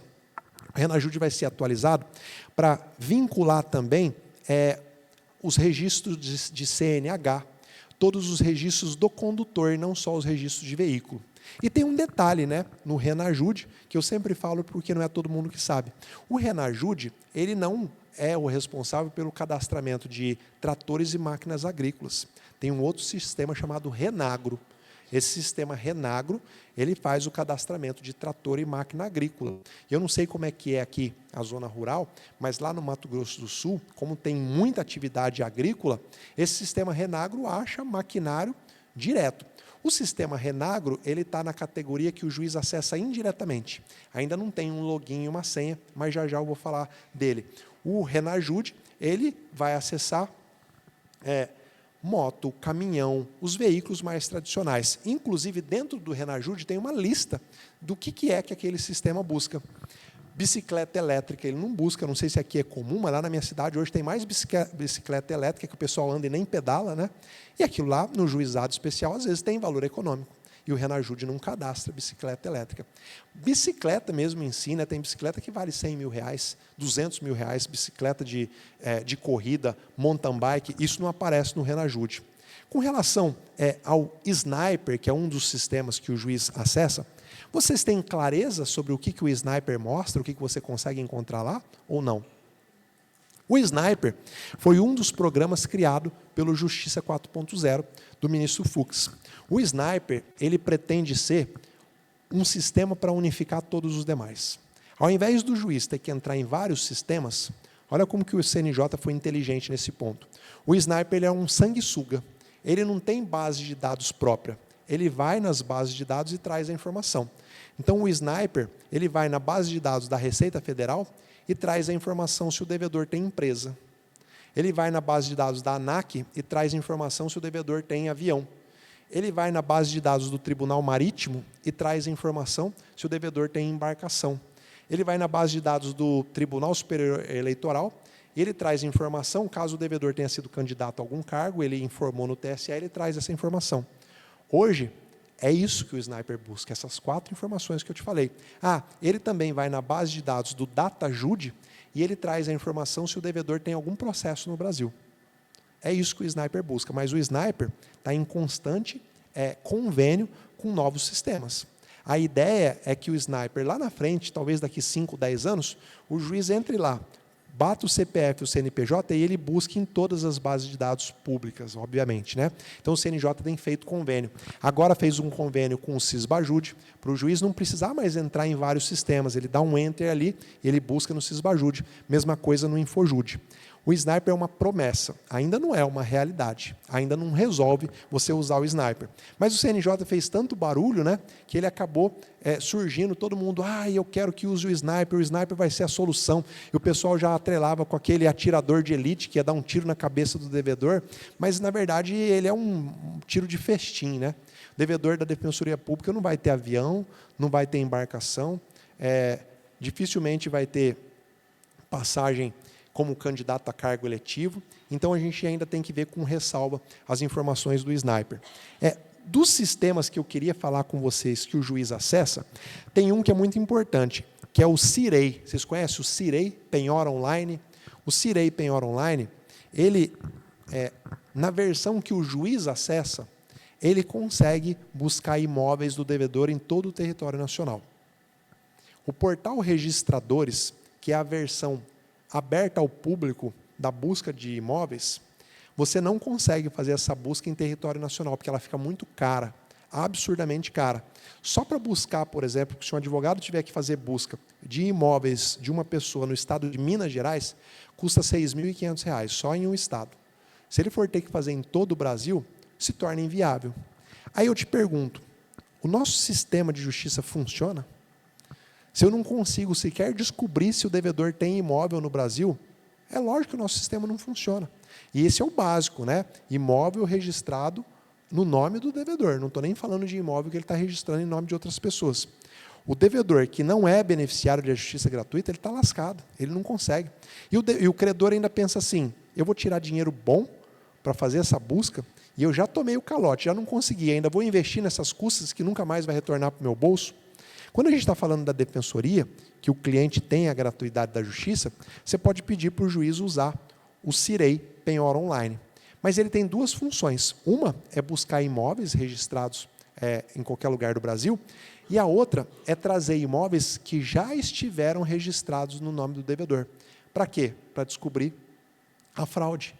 Para você entrar com a ação pauliana. Olha, ele tinha esse bem, mas ele tirou do nome dele. O juiz, ele tem que anotar para fazer essa busca, senão o sistema não faz automaticamente. Senão o sistema só vai trazer os imóveis que estão hoje no nome do devedor.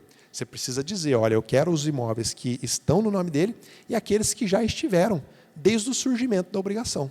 Surgiu a obrigação, ele se desfez do bem e se tornou insolvente, fraude contra credores ou fraude contra execução, a depender do caso.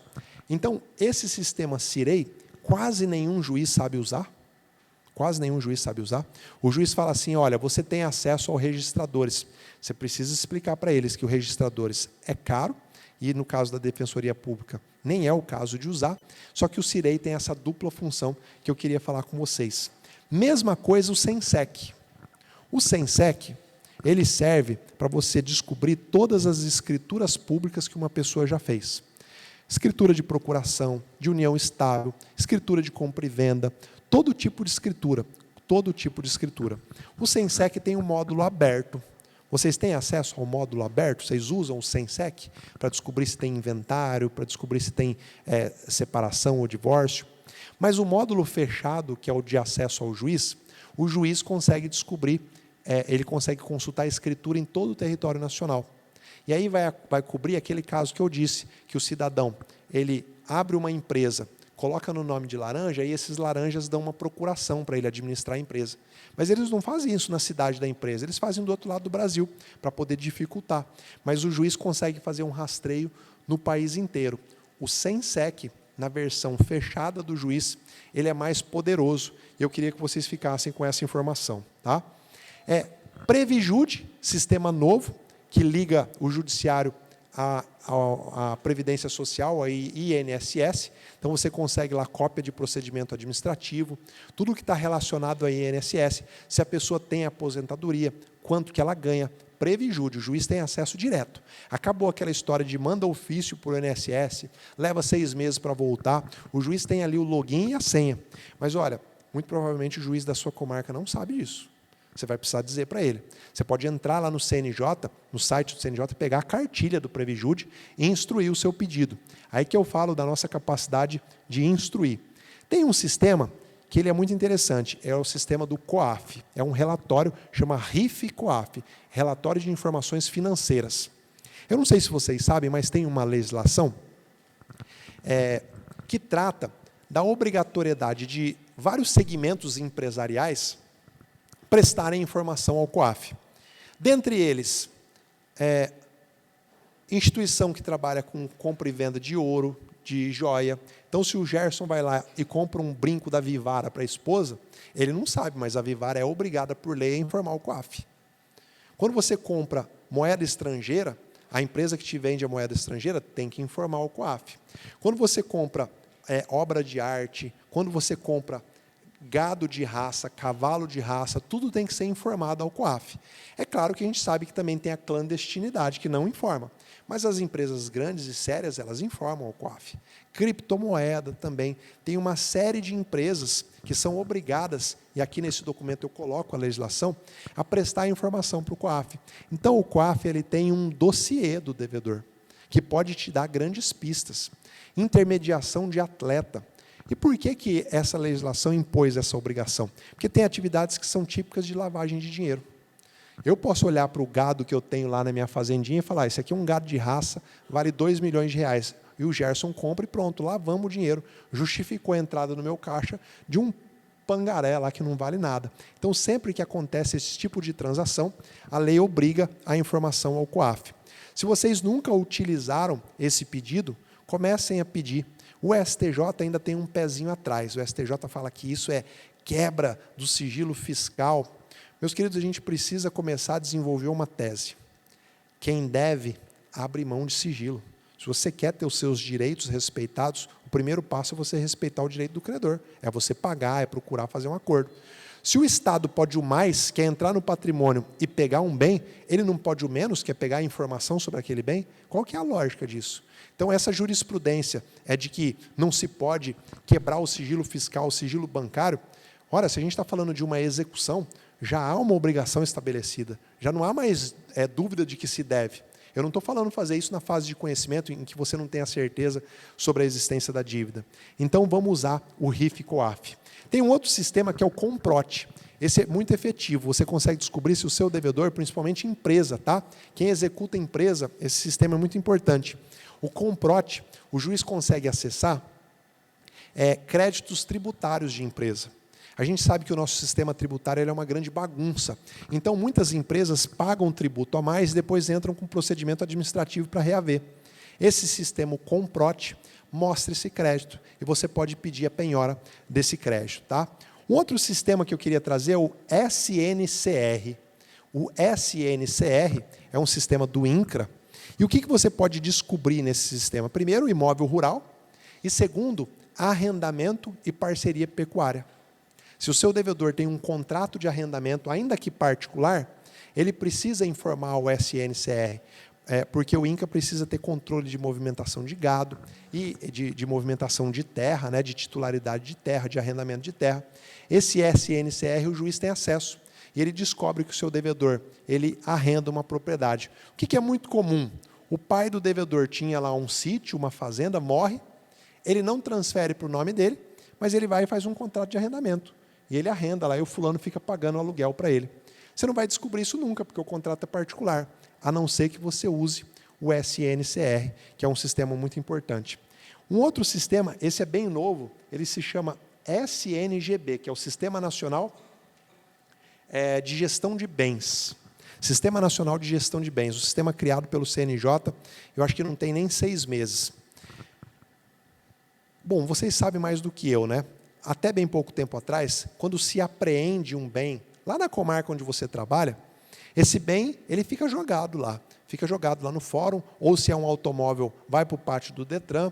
E o que acontecia muito? Esses bens sumiam, esses bens eram furtados, esses bens se deterioravam no pátio. E não tinha um registro unificado. O CNJ veio e cria um sistema nacional de registro de bens. Todo bem que for apreendido, penhorado, arrestado, ele precisa ser informado nesse processo, nesse sistema. Tá, Zé, mas como é que isso me ajuda? Bom, se você está executando uma pessoa, você pode descobrir que outra pessoa já penhorou um bem dela em outro processo no outro lado do Brasil, sem você precisar ter que vasculhar processo por processo, entrar processo por processo. Você pede para o juiz consultar o SNGB e vai aparecer. Às vezes essa pessoa ela foi numa delegacia e ela registrou um boletim de ocorrência de furto do carro dela, o carro que nem registrado no nome dela está. Ela comprou, mas não passou para o nome dela. Mas como o carro foi furtado, ela vai lá e faz o registro de ocorrência de furto. Vai aparecer no SNGB. Então, são sistemas que estão surgindo para uma função, mas a gente consegue utilizar para outra. O último sistema que eu queria mencionar da lista que o juiz acessa diretamente é o SERP, que é o Sistema Eletrônico dos Registros Públicos.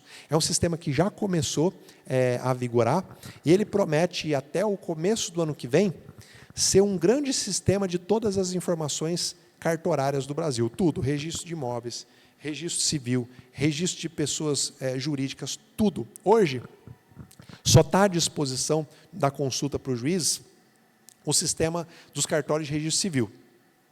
Os demais ainda vai unificar. Porque hoje o juiz acessa esses sistemas por 4 fontes diferentes, então virou uma grande bagunça. Então, até o começo do ano que vem, e a promessa é que todos nós vamos poder acessar, quando vocês ouvirem falar do SERP, já saibam, é esse sistema eletrônico de registros públicos, onde a gente vai conseguir absolutamente tudo. Mas vamos avançar. Deixa eu falar de alguns sistemas que o juiz acessa indiretamente. Esses que eu vou falar agora são os mais desconhecidos, mas, ao mesmo tempo, a lista é enorme. Eu já cataloguei mais de 100 pedidos diferentes de penhora.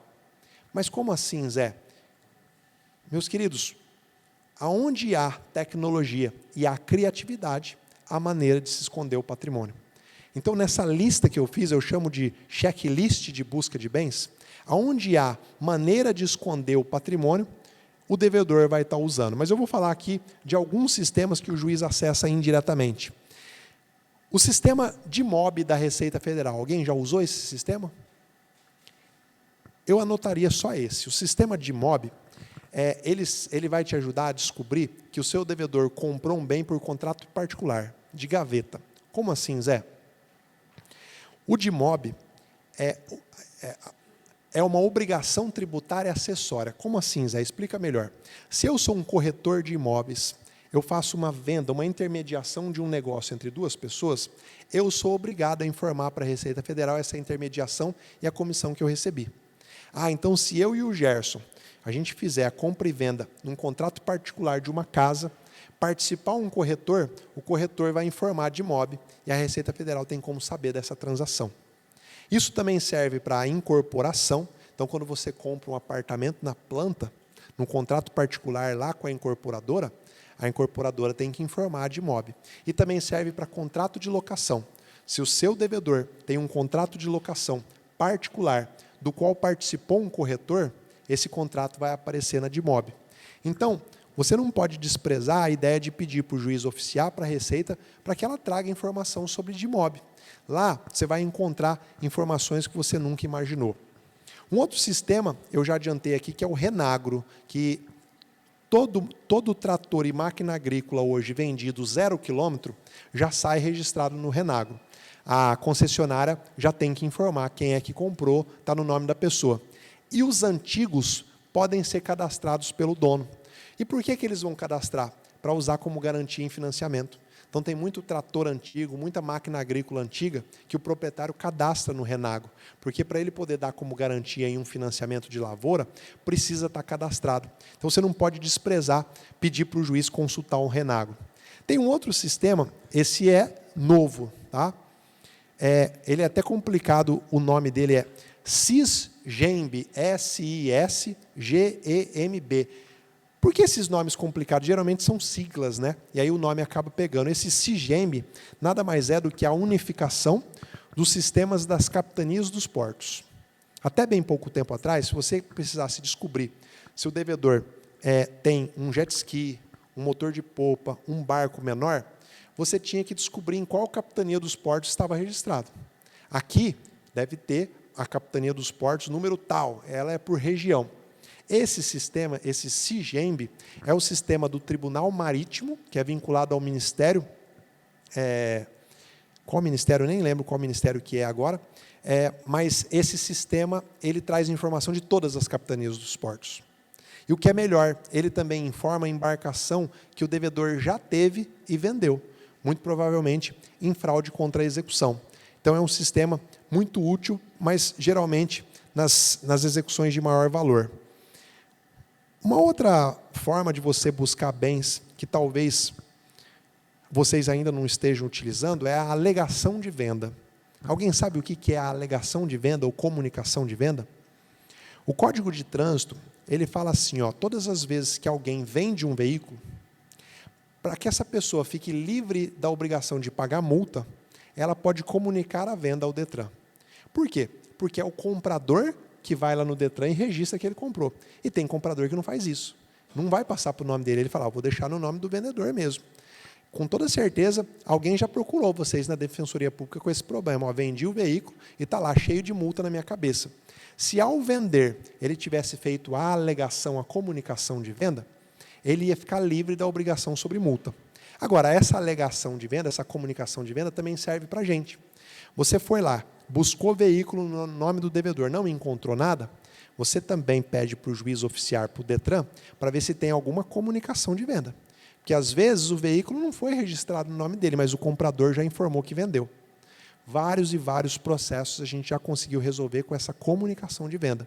Principalmente quando envolve garagem de veículo. A garagem compra, deixa no nome do antigo dono, mas o antigo dono vai lá e faz a comunicação de venda. E aí você consegue descobrir. Tá? É uma maneira de forma intermediária. Os sistemas de aplicativos de produto e serviço, esse eu acho que a Defensoria já está usando bastante, né? Principalmente em dívida de alimento, para saber, junto ao Uber, iFood, ver se a pessoa presta algum serviço lá. E aqui eu falo que a lista é imensa, porque tem inúmeros serviços de aplicativo que têm conta própria. Vamos falar então de aluguel, Airbnb, Viva Real, todos esses sistemas a pessoa tem uma conta corrente lá. Essa conta corrente lá, ela não é a conta bancária que a pessoa tem. A pessoa mantém uma conta corrente no aplicativo e a pessoa informa para qual conta ela quer que transfira. Então você tem que pedir para o juiz oficiar para os aplicativos para saber se tem algum crédito, se tiver bloqueia e fazendo o bloqueio transfira para a conta judicial. Também um outro caminho, aí te ajuda a descobrir as falcatruas. Muitas vezes, o devedor, ele é Uber, ele trabalha no iFood, mas a conta cadastrada para transferência do dinheiro está no nome da esposa, está no nome do filho, está no nome de um laranja. Então, pedir para o juiz também buscar essa informação. Qual é a conta cadastrada junto ao Uber para transferência de dinheiro que ele ganha? Com isso, você vai conseguir uma desconsideração da personalidade jurídica, uma simulação, e atingir o dinheiro que está no nome de outras pessoas. Às vezes, o cliente fica indignado, né? Mas como? Ele está lá, ele faz corrida, como é que não tem nada na conta dele? É isso que ele está fazendo. Ele está transferindo da conta dele na Uber para a conta de uma outra pessoa. E a gente precisa ser mais ágil do que o devedor. Tem um outro sistema, esse vale muito para a empresa. Se você executa alguma empresa, são os intermediadores de pagamento.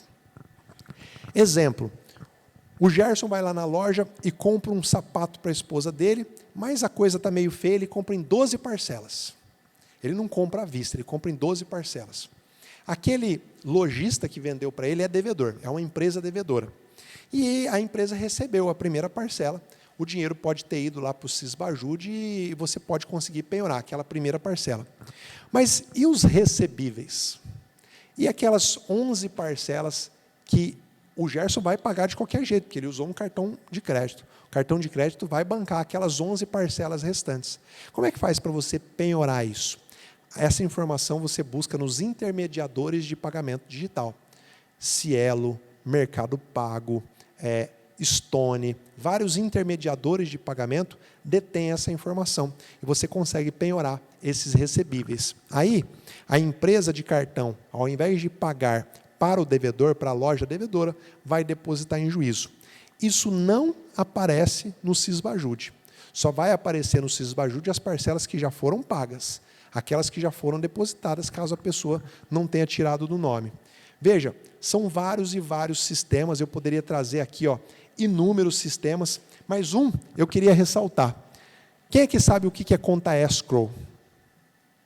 Então, só essa informação já vai valer.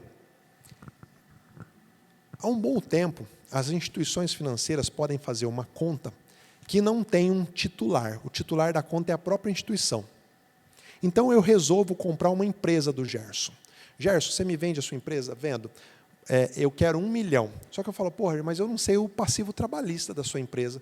Vai que eu te pago 1 milhão, depois vem lá 500 mil de passivo trabalhista. Essa empresa vai sair caro. Vamos fazer o seguinte, eu te pago 500 mil, os outros 500 mil a gente deixa depositado em uma conta escrow. Passados 2 anos, que é o prazo da prescrição trabalhista, se não tiver nenhuma ação trabalhista, a instituição libera os 500 mil para você. Pronto, é uma conta onde eu e o Gerson a gente não consegue tirar o dinheiro, a não ser se acontecer a condição que a gente estabelecer. Agora, onde que entra a malandragem do devedor? Ele simula uma conta escrow. Então, ele pega todo o dinheiro que ele tem em banco, abre uma conta escrow e a conta fica lá depositada na titularidade de um banco. E aí você está fazendo o Sisbajude e não está encontrando nada. Então, a partir de hoje, quando você vê uma empresa que está funcionando, faz Sisbajude e não tem nada no nome, opa, será que ela não está usando conta escrow?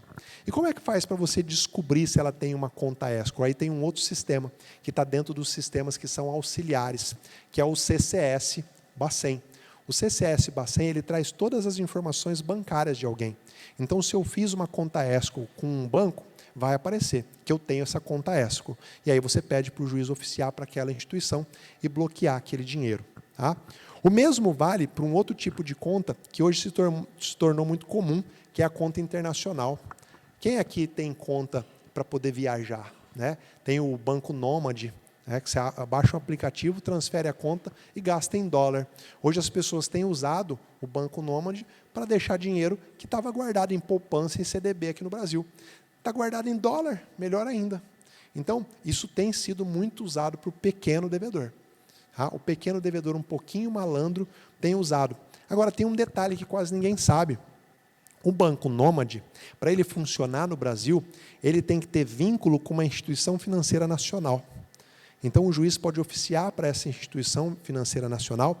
Se eu não estou enganado, é um banco lá do Rio Grande do Sul, mas vocês podem entrar no site do Banco Nômade, onde está lá, o nome da instituição, lá no Quem Somos. Você consegue, então, pedir para oficiar para essa instituição e ela vai informar se o devedor tem conta, qual é o saldo em conta. Então, não é uma bagunça. Agora, é claro, se o devedor abre uma conta lá nos Estados Unidos, numa instituição sem vínculo no Brasil, aí a coisa se torna muito mais difícil, né? Mas tem inúmeros exemplos de sistemas em que o juiz acessa indiretamente. Mas eu queria começar aqui com vocês uma prática que está funcionando no Paraná. No Paraná, os advogados têm pedido para que os juízes dê um alvará de busca de bens. O que é esse alvará de busca de bens?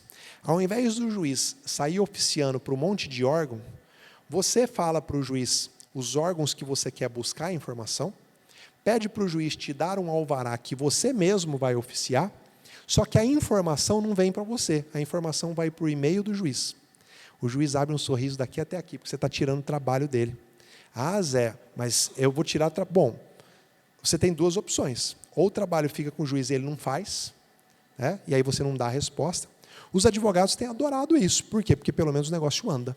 Eles protocolam lá, não custa quase nada para protocolar, de forma, às vezes, até digital.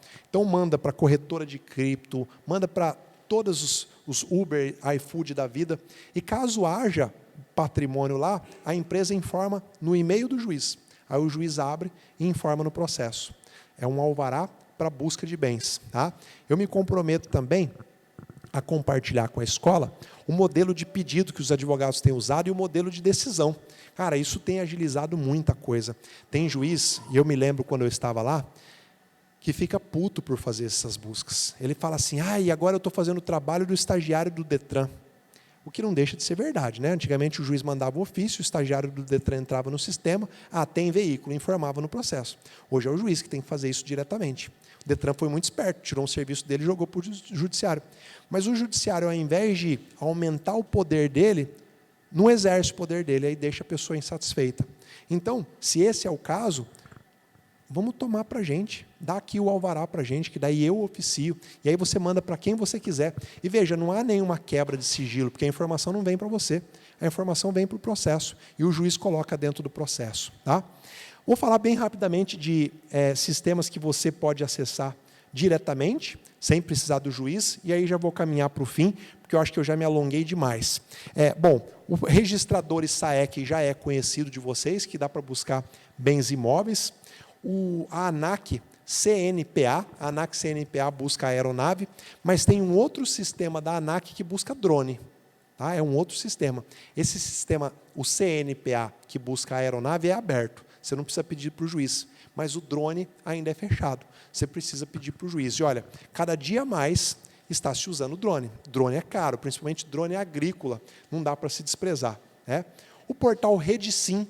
Quem é que usa o portal RedeSim? O portal RedeSim, ele é do governo federal.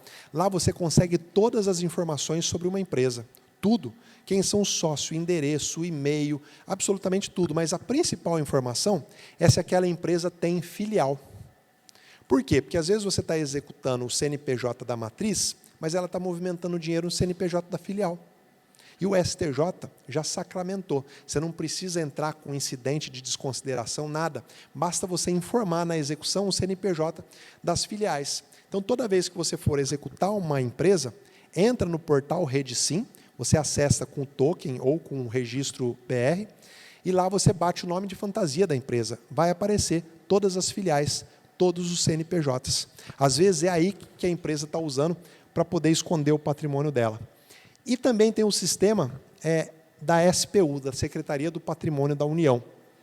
Aqui na cidade tem linha de trem que passa dentro da cidade ou não? Tem? Está desativada, né? Mas todos os imóveis construídos na beira de trilho, eles são da União. Independente do tempo que a pessoa está lá. A mesma coisa serve para a faixa litorânea, que a gente sabe, que a pessoa ela pode deter a posse, ela pode ter autorização, mas o imóvel da União. Quando você entra no site da Secretaria do Patrimônio da União e bate o CPF do seu devedor, lá vai aparecer se ele tem a posse de algum imóvel que é de propriedade da União. Ô Zé, mas que vantagem eu levo, já que o imóvel é da União? Ora, a posse não tem valor econômico? Se ele está lá em cima da posse, explorando aquela posse, você pode penhorar o direito que ele tem naquela posse. E eu me lembro de um lugar onde eu fui pescar, lá no Mato Grosso, o do norte, em que o cara tinha uma ilha. Ele tomou posse de uma ilha e lá ele construiu um pesqueiro e era maravilhoso, era uma ilha do rio, o rio formou uma ilha. Aquilo lá era uma propriedade da União, que ele explorava economicamente, tirava grana de lá. Então esse sistema da SPU é um sistema aberto, que você pode usar e descobrir várias coisas. O mesmo eu digo aqui para o portal da transparência, para achar contratos públicos, né? O portal do INPI, né? Para você poder achar registro de marcas, registro de patente. E hoje tem muito advogado trabalhando com registro de marca. Então, é muito comum você encontrar devedor que registrou uma marca de coisas que ele vende no Instagram. E eu me lembro de uma aluna que ela conseguiu resolver uma execução com isso. A devedora não pagava de jeito nenhum e ela descobriu que a devedora tinha registrado uma marca de lingerie que vendia pelo Instagram.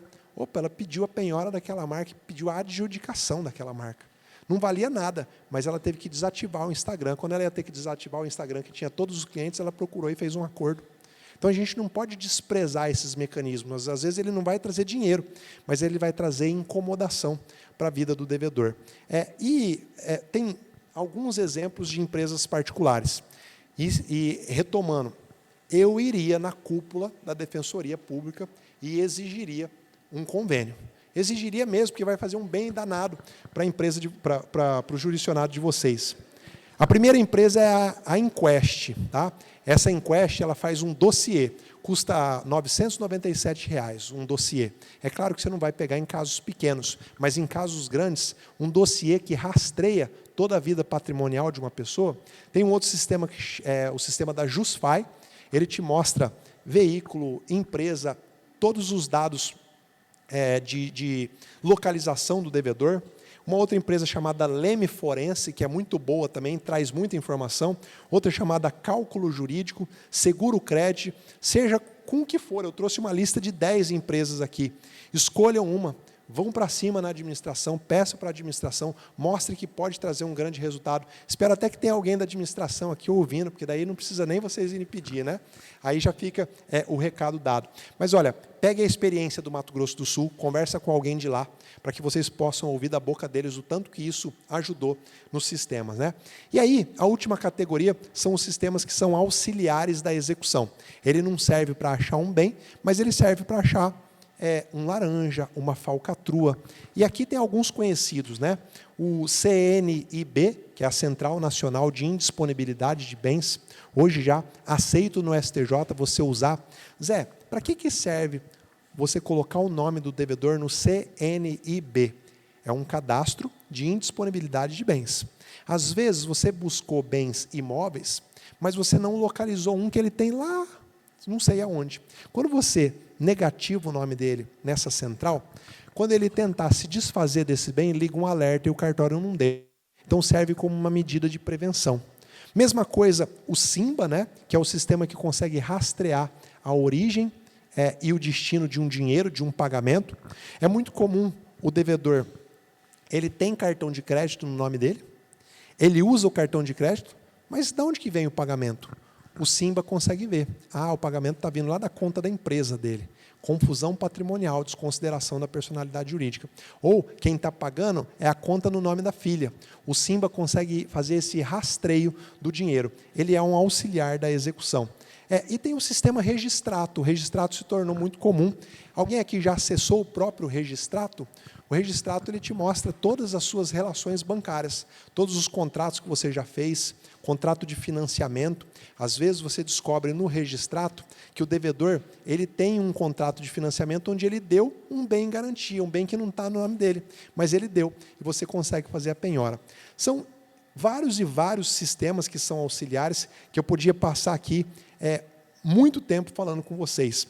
Mas o que eu queria deixar, até para a gente poder caminhar e deixar aqui mais uma vez registrado a minha gratidão, é que cabe, meus queridos, a cada um de nós, através do estudo, através da dedicação, fazer com que a gente tenha um sistema de justiça cada vez mais efetivo.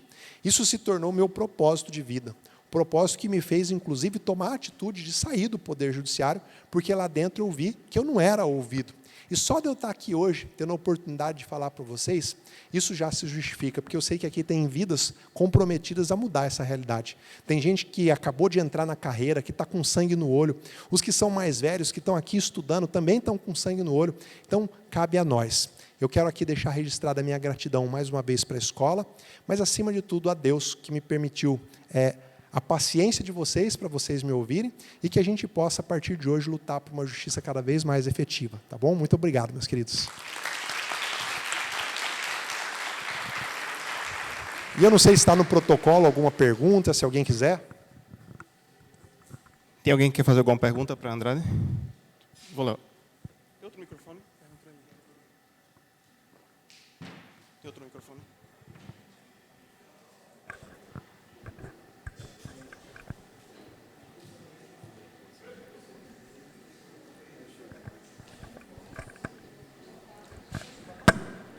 Beleza. Boa noite, Andrade. Boa noite. Parabéns pela exposição. Na realidade, foi uma dúvida que surgiu. Eu atuo na área criminal, não atuo na área civil. E, especialmente, quando você tocou em relação ao Cisbajude e algumas falhas. Quando se trata de empresa que utiliza conta-garantia, ou, se não, filiais, né, que aí seria essa zona de penumbra para o Cisbajude, como fazer para contornar e conseguir identificar o patrimônio? A conta-garantia, ela também não fica vinculada ao nome da empresa. Então, fica vinculado ao nome da instituição. É como se você tivesse um cartão de crédito pré-pago, você colocou lá R$200 mil, está vinculado no nome da empresa. E a empresa vai pagando suas faturas. Você vai mandando fatura para ela, é conta-garantia. Como é que você descobre? Você pede para o juiz usar o CCS Bacen, lá vai aparecer que ele tem vínculo com o Banco X. E lá não aparece que vínculo que é. Você tem que pedir para o juiz oficial, para o banco, para ele informar. E ele vai mostrar o contrato aqui, uma conta-garantia. Qual é o problema? Essa demora, esse vai e vem, o cara vai lá e saca o que ele tem. Então, isso tudo tem que ser pedido em sigilo. Tá? Você pede petição sigilosa, vai despachar com o juiz, tem que sensibilizar ele. E eu sei que, às vezes, o juiz, no dia a dia, não dá muita importância para isso, mas eu volto, é o conhecimento. Nós temos que levar isso. O juiz, eu sempre falo, a justiça, ela tem que ser cega, ela não pode ser burra, não pode ser feita de idiota. A gente precisa sensibilizar o juiz que o trabalho dele vai ser em vão. Se ele não tomar aquela alternativa, o trabalho dele vai ser em vão. Então, o juiz consulta o CCS, acha o relacionamento, oficia para aquela instituição e ela mostra que é uma conta-garantia. Aí ele determina o bloqueio do que tiver lá. Tá? Esse é o caminho. A mesma situação ocorre com a filial? Não. A filial, você pode informar diretamente para o juiz o CNPJ da filial e pedir que ele faça o Cisbajude direto naquele CNPJ. Tá? O Cisbajude, ele também tem uma função do juiz fazer a busca só com os 8 primeiros dígitos do CNPJ. Porque daí o sistema busca, porque os dígitos finais é o que muda quando é matriz e quando é filial. Mas quase nenhum juiz sabe disso, então ele já faz usando todo o CNPJ. Então é só você informar mediante petição, consultei aqui o RedeSim e descobri que a minha empresa tem 3 filiais, olha aqui o CNPJ de cada uma delas. Faz busca em todos eles, aí você vai conseguir. Obrigado. De nada. Mais alguém, meus queridos? Então, muito obrigado, estou à disposição também. Quem quiser conversar aqui no intervalo, estou à disposição, tá bom? Obrigado.